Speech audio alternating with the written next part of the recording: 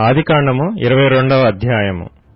ఆ సంగతులు జరిగిన తరువాత దేవుడు అబ్రాహామును పరిశోధించెను. ఎట్లనగా ఆయన అబ్రాహామా అని పిలవగా అతడు చిత్తము ప్రభువా అనెను. అప్పుడాయన, నీకు ఒక్కడైయున్న నీ కుమారుని అనగా నీవు ప్రేమించు ఇస్సాకును తీసుకుని మోరియా దేశమునకు వెళ్లి అక్కడ నేను నీతో చెప్పబోవు పర్వతములలో ఒకదాని మీద దహనబలిగా అతని నర్పించుమని చెప్పెను.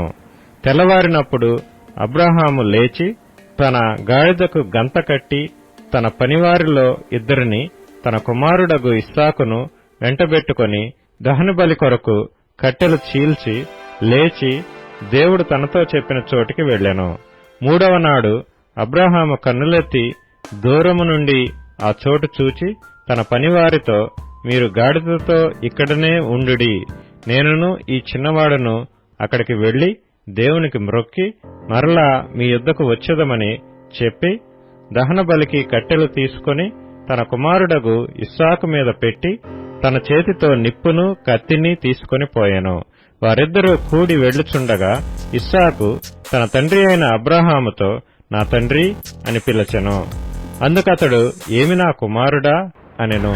అప్పుడతడు, నిప్పును కట్టెలను ఉన్నవి గాని దహనబలికి గొర్రెపిల్ల ఏది అని అడుగగా అబ్రాహాము, నా కుమారుడా, దేవుడే దహనబలికి గొర్రెపిల్లను చూచుకొనునని చెప్పెను.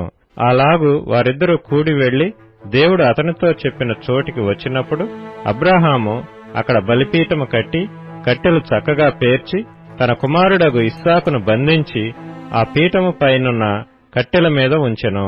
అప్పుడు అబ్రాహాము తన కుమారుని వధించుటకు తన చెయ్యి చాపి కత్తి పట్టుకొనగా యెహోవా దూత పరలోకము నుండి అబ్రాహామా అబ్రాహామా అని అతని పిలిచెను. అందుకతడు, చిత్తము ప్రభువా అనెను. అప్పుడు ఆయన, ఆ చిన్నవాని మీద చెయ్యి వేయకుము, అతని నేమియూ చేయకుము, నీకు ఒక్కడైయున్న నీ కుమారుని నాకియ్య వెనుతీయలేదు గనుక నీవు దేవునికి భయపడువాడవని ఇందువలన నాకు కనబడుచున్నదనెను. అప్పుడు అబ్రాహాము కన్నులెత్తి చూడగా పొదలో కొమ్ములు తగులుకొని ఉన్న ఒక పొట్టేలు వెనుక తట్టున కనబడెను. అబ్రాహాము వెళ్లి ఆ పొట్టేలును పట్టుకొని తన కుమారునికి మారుగా పెట్టి దహనబలిగా అర్పించెను.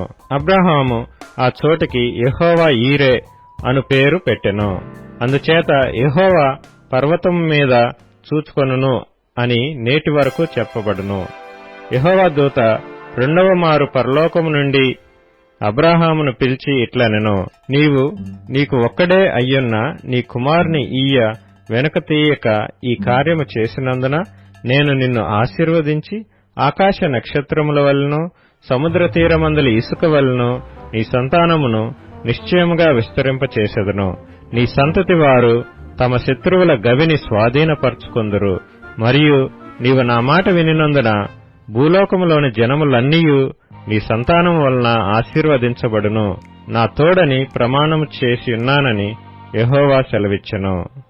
తరువాత అబ్రాహాము తన పనివారి యొద్దకు తిరిగి రాగా వారు లేచి అందరును కలిసి బెయేర్షెబాకు వెళ్ళిరి.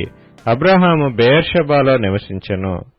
ఆ సంగతులు జరిగిన తరువాత అబ్రాహామునకు తెలుపబడినదేమనగా, మిల్కా అను ఆమెయు నీ సహోదరుడగు నాహోరునకు పిల్లలను కనెను. వారెవరెవరనగా అతని జ్యేష్ఠ కుమారుడైన ఊజు, ఇతని తమ్ముడైన బూజు, అరాము తండ్రి అయిన కెమూయేలు, కెసెదు, హజో, పిల్దాషు, ఇద్లాపు, బెతూయేలు. బెతూయేలు రిబ్కాను కనెను. ఆ 8 మందిని మిల్కా అబ్రాహాము సహోదరుడగు నాహోరునకు కనెను. మరియు రయూమా అను అతని ఉపపత్నియు తెబహును, గహమును, తహషును, మయకాను కనెను.